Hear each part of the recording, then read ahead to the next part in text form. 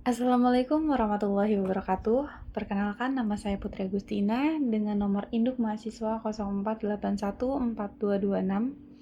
Saya berasal dari Fakultas Ekonomi dan Bisnis, Prodi Akuntansi.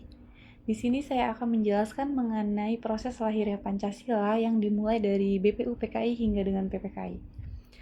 BPUPKI sendiri adalah singkatan dari Badan Penyelidikan Usaha-Usaha Persiapan Kemerdekaan. BPUPKI dibentuk oleh pemerintahan Jepang pada tanggal 29 April 1945 yang dilakukan karena Jepang mulai terdesak dalam Perang Dunia Kedua sehingga berusaha menarik simpati rakyat Indonesia dengan menjanjikan kemerdekaan. Oleh karena itu, BPUPKI dibentuk sebagai langkah awal untuk mempersiapkan kemerdekaan Indonesia. Tujuan utama dari BPUPKI adalah untuk menyelidiki dan merancang hal-hal yang penting yang dibutuhkan bagi negara Indonesia merdeka seperti dasar negara, undang-undang dasar, dan sistem pemerintahan. Dengan kata lain, BPUPKI menjadi wadah bagi para tokoh Indonesia untuk berdiskusi dan merumuskan konsep negara yang akan dibentuk. Sidang BPUPKI pertama dilangsungkan pada tanggal 29 Mei sampai dengan 1 Juni 1945 yang pembahasannya mengenai dasar negara Indonesia. Dalam sidang ini, beberapa tokoh menyampaikan gagasan mereka, seperti Muhammad Yamin yang mengusulkan 5 dasar negara baik secara lisan maupun secara tulisan. Usulannya menekankan persatuan, kebangsaan, dan kesejahteraan rakyat.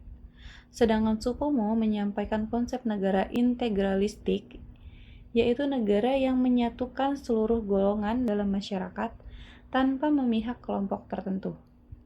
Lalu ada Soekarno pada tanggal 1 Juni 1945 menyampaikan pidato yang sangat penting di mana ia memperkenalkan istilah Pancasila sebagai dasar negara Indonesia. Lalu setelahnya melalui Piagam Jakarta. Piagam Jakarta adalah naskah yang penting yang menjadi cikal bakal rumusan Pancasila. Piagam ini diusulkan atau disusun pada tanggal 22 Juni 1945 oleh sebuah panitia kecil yang dikenalkan sebagai Panitia 9 yang dibentuk setelah sidang pertama BPUPKI. Panitia ini terdiri dari 9 tokoh nasional yang mewakili berbagai golongan di Indonesia, dengan tujuan merumuskan dasar negara yang dapat diterima oleh seluruh rakyat. Piagam Jakarta berisi rumusan awal Pancasila yang akan dijadikan dasar negara Indonesia merdeka. Dalam naskah ini tercantum 5 sila, namun terdapat perbedaan pada sila pertama dibandingkan dengan yang digunakan saat ini. Sila pertama pada Piagam Jakarta berbunyi ketuhanan dengan kewajiban menjalankan syariat Islam bagi pemeluknya. Setelah Indonesia merdeka, rumusan tersebut mengalami perubahan. Pada sidang PPKI tanggal 18 Agustus 1945, yang mana sila pertama diubah menjadi ketuhanan yang Maha Esa. Perubahan ini dilakukan demi menjaga persatuan dan kesatuan bangsa Indonesia yang terdiri dari berbagai agama, suku, dan latar belakang. Sehingga para tokoh menyadari bahwa dasar negara harus bersifat inklusif dan dapat diterima oleh semua golongan sehingga tidak menimbulkan perpecahan. Karena dasar negara sendiri adalah fondasi atau pedoman, landasan filosofi tertinggi yang mengatur sebuah negara serta kehidupan bangsa. Lalu ada PPKI. PPKI adalah badan yang dibentuk pada tanggal 7 Agustus 1945 sebagai kelanjutan dari tugas BPUPKI, di mana BPUPKI bertugas merancang, maka PPKI bertugas untuk mempersiapkan dan mengesahkan hasil-hasil perumusan tersebut, yang menjadi dasar negara yang akan diresmikan. Ketua PPKI adalah Soekarno dengan wakilnya Muhammad Hatta.